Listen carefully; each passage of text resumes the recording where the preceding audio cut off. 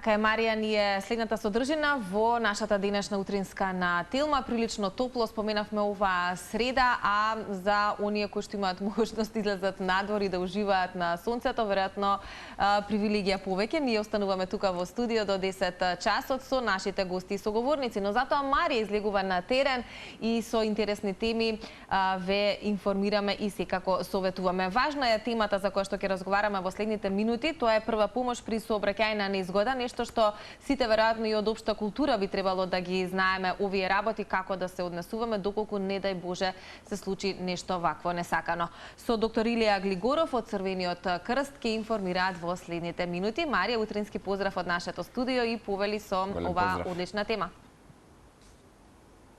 Поздрав и до вас, токму така од особено значење е да знаеме како да пружиме прва помош со оглед на тоа дека за жал се случуваат непосакувани, непредвидени ситуации, а некогаш една секунда може да спаси живот. Веруваме дека овие вклучувања кои што ги правиме на лице место се едукативни, од интерес за нашите граѓани и би можеле да бидат добредојдени за вакви непосакувани ситуации, односно ситуација каде што ние самите би можеле да помогнеме на лице кога му е најмногу потребна помош. Многу повеќе на оваа тема во продолжение ќе слушнеме од мојот денешен гостин, доктор Илија Глигоров од Црвениот крст, кој ќе знае најдобро да ни појасни како всушност треба да се пружи правилно прва помош. Добро утро и добро дојдовте во нашата утринска емисија. Добро утро.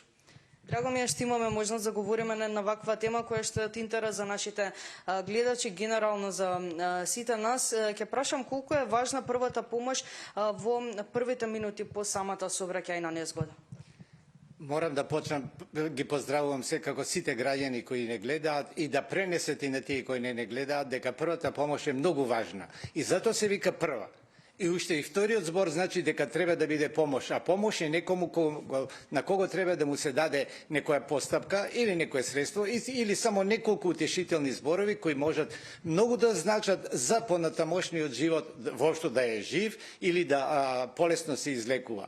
Значи во првите минути постојат состојби кои може да го спасат животот. Значи човек кој што би умрел за 5 минути, само со наши постапки, значи постапки и од лаици, постапки и од стручни лица, може да го спаса животот на тој начин. Ако човекот не диши од разни причини, да се отстрани причината за недишење. Ако не може причината да се отстрани, тогаш се дава вештачко дишење.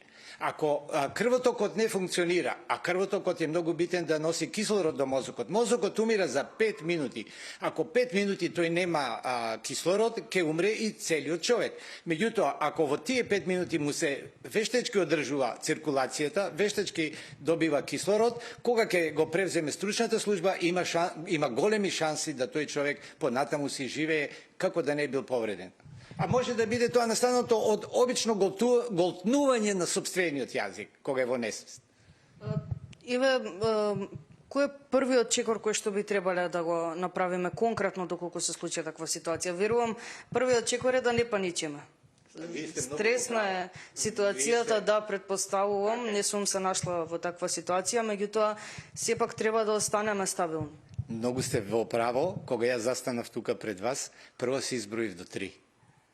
Значи да се ја смирам, да ја согледам ситуацијата, тоа важи и во секоја друга прилика, вклучително и во сообраќајка. Бидејќи ако се многу брзо реагира и не се согледаат околните состојби, може да настане и многу поголема несреќа, да има повеќе судари, да се случат пожари, изгорувања и да настрада дури и спасителот. Значи треба спасителот да обезбеди безбедни ситуации, ама не треба тоа да трае многу долго. Со многу брзи и едноставни постапки, кога тој не може да обезбеди безбедни ситуации, се повлекува на пристојно растојание и повикува други да обезбедат такви ситуации. Има служби, има околни луѓе, кои што повеќе можат да помогнат. Освен најголемата грешка која што е паниката, во тој момент кои се оние други грешки кои што можеби луѓето ги прават при пружање на прва помош? Ако зборуваме за грешки, еднакво можеме да зборуваме што е тоа добро да направат. Ако знаат што е тоа добро да направат, нема да ги направат грешките. Многу е важно да проценат дали е свесен или не е свесен, дали диши или не диши, дали крвари или не крвари. И потоа да се види дали има и некоја друга состојба која што ако се премести без потреба помрдне повредениот, да не му се нанесе поголема повреда, што најстрашно за нас е да не се повреди рбетниот мозок, после кој тој ќе биде жив, ама ќе биде инвалид. Сепак, велат, подобро е инвалид отколку мртов.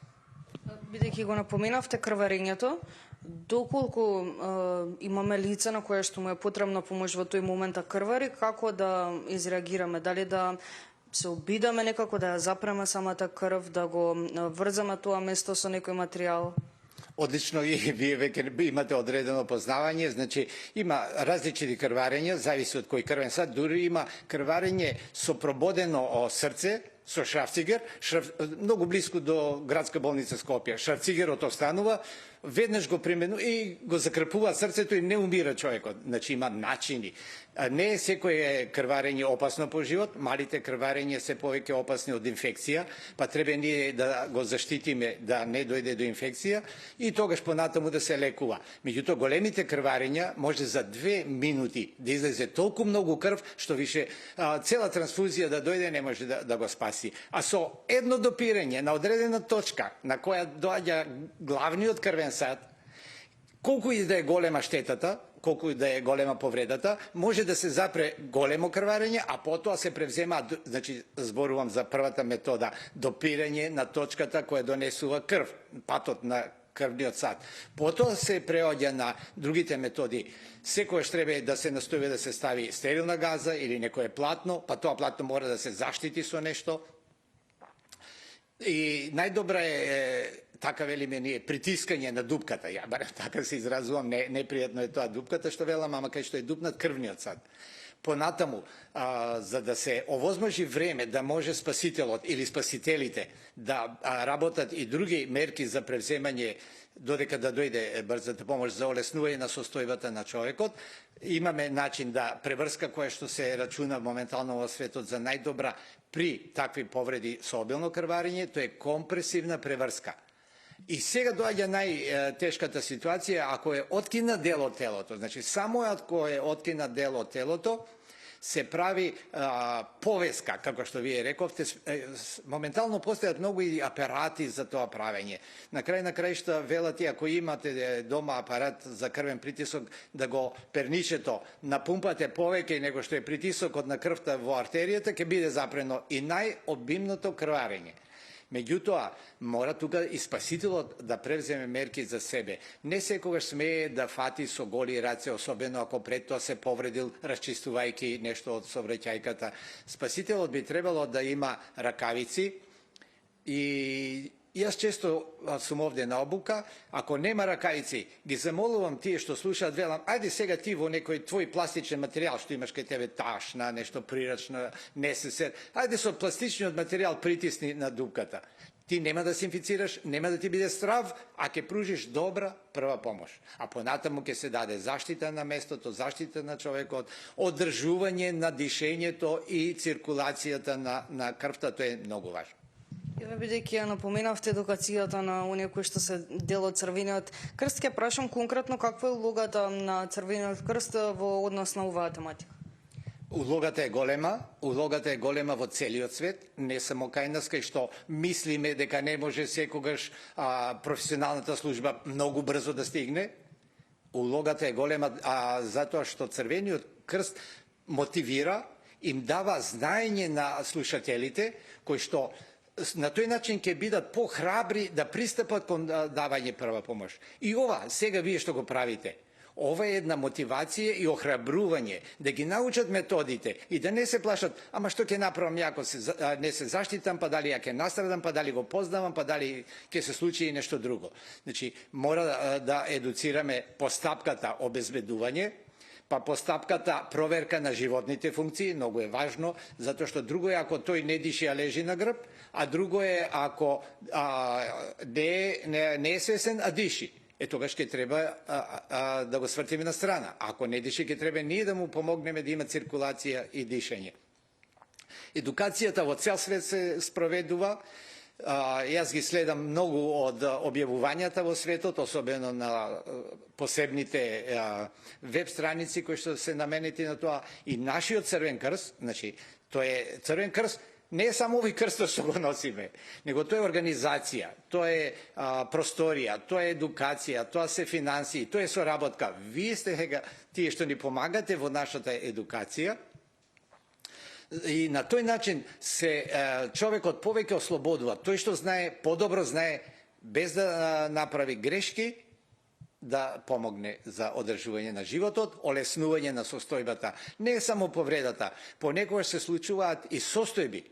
Да не кажувам сега епилептичен напад, меѓутоа има состојба во сообраќајот, човек, возачот добива инфаркт. Ама кога тој не е смртоносен инфаркт, ако застане и ако има некој да му помогне, тој ќе остане жив. Ако не ќе направи сообраќајка и ќе умре поради сообраќајката, а не поради инфарктот. Значи има и состојби освен повреди.